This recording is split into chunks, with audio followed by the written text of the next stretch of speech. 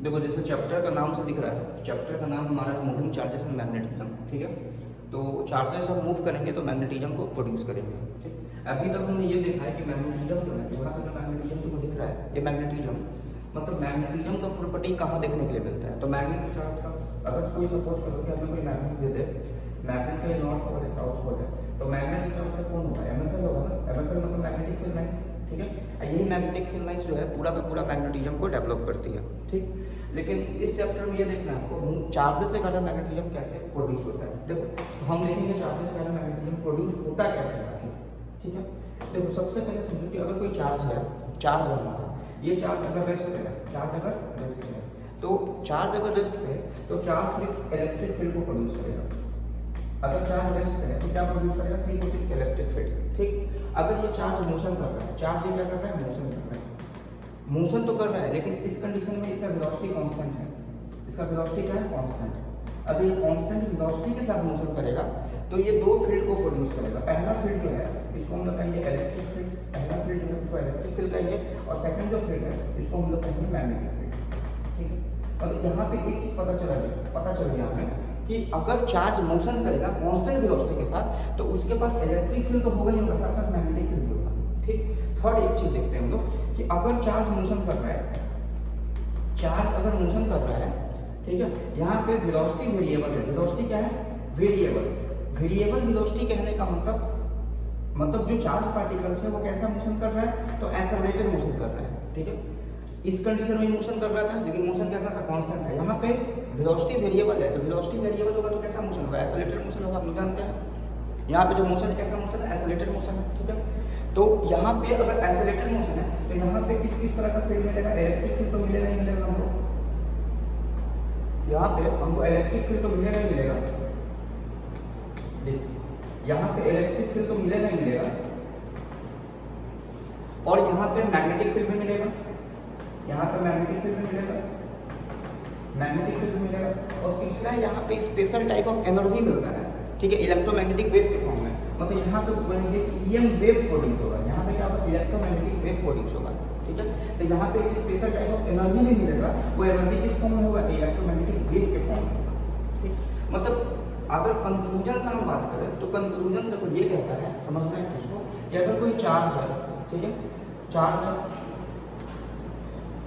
है हमारा, ठीक है। अब देखो हमने इस चीज को यहाँ पे लिख दिया, चार्ज रेस्ट है, तो हम लोग देखें तो रेस्ट पे जो चार्ज होता है सिर्फ इलेक्ट्रिक फील्ड प्रोड्यूस करता है, मैग्नेटिक फील्ड प्रोड्यूस करता है क्या, नहीं, मैग्नेटिक फील्ड प्रोड्यूस नहीं करता है। एनर्जी प्रोड्यूस करता है क्या, इलेक्ट्रोमैग्नेटिक वेव को फॉर्म में नहीं करता है। अगर चार्ज मोशन कर रहा है विथ वेलोसिटी कांस्टेंट वेलोसिटी के साथ, तो यहाँ पे इलेक्ट्रिक फील्ड तो होगा, मैग्नेटिक फील्ड भी होगा, हम लोग देख चुके हैं चीज, एनर्जी नहीं होगा यहाँ पे, ठीक है। यहाँ पे देखो अगर मोशन में क्या है, यहाँ पर वेलोसिटी वेरिएबल है, मोशन तो कर रहा है लेकिन फिर वेरिएबल वेलोसिटी, तो वेरिएबल वेलोसिटी दैट इज कौन सा मोशन है, ये एक्सेलरेटेड मोशन है। कौन सा मोशन है, एक्सेलरेटेड मोशन है। तो एक्सेलरेटेड मोशन में इलेक्ट्रिक फील्ड भी होता है, मैग्नेटिक फील्ड भी होता है, और एनर्जी भी क्या करता है, ये लिबरेट करता है। मतलब अगर चार्ज रेस्ट पे है ऑनली इलेक्ट्रिक फील्ड, अगर चार्ज मोशन कर रहा है with constant velocity, electric field और मैग्नेटिक फील्ड, अगर चार्ज मोशन कर रहा है with variable velocity, accelerated motion जब होता है तो इलेक्ट्रिक फील्ड भी होता है, मैग्नेटिक फील्ड भी होता है, वो एनर्जी भी लिबरेट करता है in the form of electromagnetic wave. देखो इस चीज को सबसे पहले किसने दिखाया था, तो इस चीज को सबसे पहले एक साइंटिस्ट ने एक्सपेरिमेंट किया था जिसका नाम था ऑरस्टेड। क्या नाम था, ऑरस्टेड। देखो ऑरस्टेड एक्सपेरिमेंट, ये ऑरस्टेड ने एक्सपेरिमेंट कब किया था, तो 1820 में किया था। 1800 कब किया था, 20 में। देखो उसने क्या किया, एक मूविंग करंट कैरिंग वायर लिया, एक करंट कैरिंग वायर लिया जिसमें चार्ज मूव कर रहा था, करंट कैरिंग वायर था, ठीक है, उसमें चार्ज मूव कर रहा था। मतलब ऑब्वियस बात है ना, चार्ज मूव करेगा, मोशन करेगा तभी तो इससे करंट का फ्लो होगा। तो ये जो करंट कैरिंग वायर था ना, ये करंट कैरिंग वायर में करंट का फ्लो हो रहा था, करंट का फ्लो होने का मतलब यहाँ पे चार्ज मोशन कर रहा था, ठीक है। तो यहाँ पर चार्ज क्या कर रहा है, यहाँ पे मोशन कर रहा है, ठीक है, चार्ज मोशन कर रहा है ना। तो चार्ज जब मोशन करेगा तो हमें तो एक चीज पता है, चार्ज जब मोशन करेगा हम लोग पहले देख चुके हैं, लेकिन अभी नहीं पता था। ऑरस्टेड ने जब एक्सपेरिमेंट किया तो उसको कुछ नहीं पता था। तो पहले हम ऑरस्टेड का एक्सपेरिमेंट को समझते हैं। तो ऑरस्टेड ने क्या किया, देखो ऑरस्टेड को ये तो पता था कि करंट कैरिंग वायर है, इससे करंट फ्लो कर रहा है, चार्ज मोशन कर रहा है, तो इसके जो सराउंडिंग है, ये जो सराउंडिंग है, इस सराउंडिंग में इलेक्ट्रिक फील्ड तो होगा, इस सराउंडिंग में इलेक्ट्रिक फील्ड तो बिल्कुल होगा। लेकिन ऑर्स्टेड ने ये देखा कि इसके सराउंडिंग में जो है मैग्नेटिक फील्ड भी है, इसके सराउंडिंग में क्या है, मैग्नेटिक फील्ड भी है। तो ये चीज देखने के बाद क्या ऑर्स्टेड चौंक गया। ये मैग्नेटिक फील्ड बिल्कुल उसी तरह का था जैसा मैग्नेट के चारों तरफ होता है। जैसे मैग्नेट जो हम लोग करते हैं तो मैग्नेट के चारों तरफ मैग्नेटिक फील्ड होता है, वहाँ तो कोई इलेक्ट्रिक फील्ड होता नहीं है। लेकिन यहाँ करंट कैरिंग वायर के चारों तरफ सिर्फ इलेक्ट्रिक फील्ड होना था। लेकिन ऑर्स्टेड ने एक्सपेरिमेंट जब 1820 में किया तो उसे ये मालूम चला कि करंट कैरिंग वायर के चारों तरफ इलेक्ट्रिक फील्ड तो होता ही होता है, साथ साथ इसके चारों तरफ मैग्नेटिक फील्ड भी होता है। ये एक्सपेरिमेंट करने के बाद ऑर्स्टेड पूरी तरीके से चौंक गया। देखो ये चीज हम पहले देख भी चुके हैं कि चार्ज जब मोशन करता है ना, तो चार्ज जब मोशन करेगा तो चार्ज मोशन करेगा तो दो चीज तो होगा ही होगा, इलेक्ट्रिक फील्ड और मैग्नेटिक फील्ड। बिल्कुल होगा कि नहीं होगा, वो तो होगा। हाँ, अगर चार्ज मोशन कर रहा है विद कांस्टेंट वेलोसिटी से दोनों होगा सिर्फ, अगर कांस्टेंट वेलोसिटी से करेगा तो दोनों होगा।